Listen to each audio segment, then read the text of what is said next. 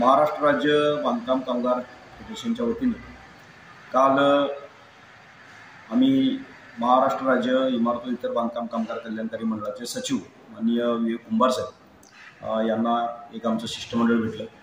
त्या शिष्टमंडळामध्ये प्रामुख्यानं जे काय आत्ता बांधकाम कामगारांचे काही प्रश्न प्रलंबित आहेत किंवा सिस्टीममधले काही दोष आहेत त्यासंबंधी प्रामुख्यानं चर्चा केली आणि त्यामध्ये जी काय प्रामुख्यानं आमची मागणी होती ती शासनानं 9 जुलै 2025ला सेवा हमी कायद्याचं एक परिपत्रक काढलेलं आहे। तर त्या सेवा हमी कायद्याची अंमलबजावणी करा आणि सेवा हमी कायद्याच्या अंमलबजावणी करत असताना त्या वेळेमध्ये कामगारांचे लाभ द्या अशा पद्धतीची आम्ही त्यांच्याकडे मागणी केली।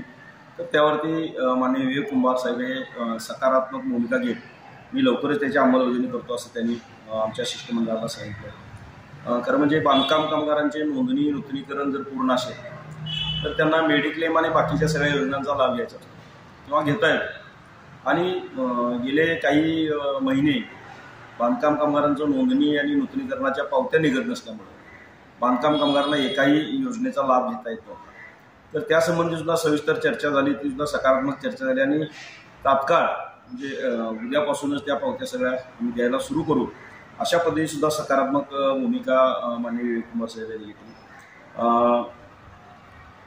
जे काय नोंदणी नूतनीकरणाचं जे काय स्लॉट दिलेले आहेत, लाभाचे स्लॉट दिलेले आहेत, त्यामध्ये महाराष्ट्रातल्या काही जिल्ह्यांच्या काही तालुक्यांच्यामध्ये जे स्लॉट आहेत ते स्लॉट 31 मार्च 2026 पर्यंत पूर्ण झाल्यामुळं त्या ठिकाणी तारीख घेता येत नाही किंवा तिथल्या कामगारांना नूतनीकरण करता येत नाही यासंबंधीची सुद्धा मागणी आम्ही माननीय विवेक कुंभार यांच्याकडे केली।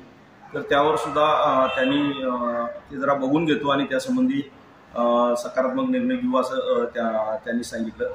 परत घरकुलाचे बरेच अर्ज महाराष्ट्रामध्ये तपासलेले आहेत, विशेष करून कोल्हापूर जिल्ह्यामध्ये सुद्धा घरकुलाचे अर्ज तपासले आहेत। प्रत्यक्ष कामगारांची जाऊन पाहणी स्थळ पाहणी केलेली आहे आणि स्थळ पाहणी करून आलेले आहेत, परंतु जी काही बैठक लागायला पाहिजे, जी काही विभागीय बैठक असते ती बैठकच बहुतांशी जिल्ह्यांच्यामध्ये लागली नसल्यामुळं बऱ्याच कामगारांच्या घरकुलाचे जाग्यांची पडताळणी होऊन सुद्धा त्या कामगारांना लाभ मिळत नाही अशी अवस्था आहे। काही घरं तर महापुरामध्ये पूर्वी गेल्या 2 वर्षामध्ये पडले अशी सुद्धा घरकुलं प्रलंबित आहेत। तर त्यासंबंधी सुद्धा त्यांच्याशी चर्चा केल्यानंतर त्यांनी ताबडतोबीनं आपल्याकडे जी काही मंजूर घरांची लिस्ट आलेली आहे किंवा जे अर्ज आलेले आहेत ते ताबडतोबीनं मंगळवार बुधवारपर्यंत मी ते खाली मंजूर करून पाठवतो म्हणून त्यांनी सांगितलं आणि जी घरं मंजूर झाले आहेत ज्याची स्थळ पाणी झालेले आहे ते सुद्धा आम्ही ताबडतोबीनं त्याची स्थळ पाणी करून स्थळ पाणी केलेली असेल तर मिटिंग लावून ते सुद्धा आम्ही किमान एक 10-15 दिवसामध्ये ते सुद्धा त्याची सुद्धा बैठक लावतो असं त्यांनी सांगितलेलं आहे। तर फोन नंबर बँक खाते ज्यांचे चुकलेले तर ती सुद्धा बदलली जातात आणि त्यासंबंधीचे ताबडतोबीनं अपडेट होत नाही त्यासंबंधी चर्चा केल्यानंतर त्यांनी थोडंसं सांगितलं की ते सुद्धा आपण करून घेऊ, परंतु आम्ही आधारला सगळंच हे लिंक करायला लागलो। बांधकाम कामगार कल्याणकारी मंडळाचं जे काही नोंदणी आहे त्यामध्ये आधार कार्ड नंबर टाकल्यानंतर जसं रेशन कार्डला सगळ्यांची नावं येतात त्या पद्धतीने ते सगळी कौटुंबिक माहिती येईल आणि कोणाचा आधार नंबर चुकणार नाही आणि मोबाईल सुद्धा त्याला जो काही अटॅच आहे तोच मोबाईल नंबर सुद्धा येईल अशा पद्धतीने त्यांनी चर्चा केली आणि त्यामध्ये सुधारणा करतोय असं त्यांनी सांगितलं। आणखी एक सगळ्यात महत्त्वाची मागणी आहे की मुलीच्या लग्नाला 51,000 रुपये कल्याणकारी मंडळाकडून मिळतात, परंतु मुलीच्या लग्ना जर पत्नी नोंदीत असेल आणि पती जर यापूर्वीच वारले असतील आणि विधवा महिला जर नोंदीत झाली असेल तर पतीचे नाव कौटुंबिक याच्यामध्ये आल्याशिवाय मुलीच्या लग्नाचा अर्ज भरता येत नाही आणि ही तांत्रिक अडचण जी आहे ती त्यांना सांगितल्यानंतर ते म्हटले की मी IT विभागाशी बोलून घेऊन त्यासंबंधी ते जे काय तांत्रिक अडचण आहे ती सुद्धा दूर करण्याचा प्रयत्न करतो असं त्यांनी सांगितलं। बऱ्याच जिल्ह्यांच्या मध्ये प्रॉब्लेम असा आहे की कोणतेही परिपत्रक नाही, काय नाही, मनमानी त्रुट्या ओंच्याकडून काढल्या जातात किंवा WFCची आता जी काही नवीन कामगार सुविधा केंद्र झालेले आहे तिथले इन्चार्ज सुद्धा काहीही चुका काढतात आणि त्यावर शेरा मारून देतात।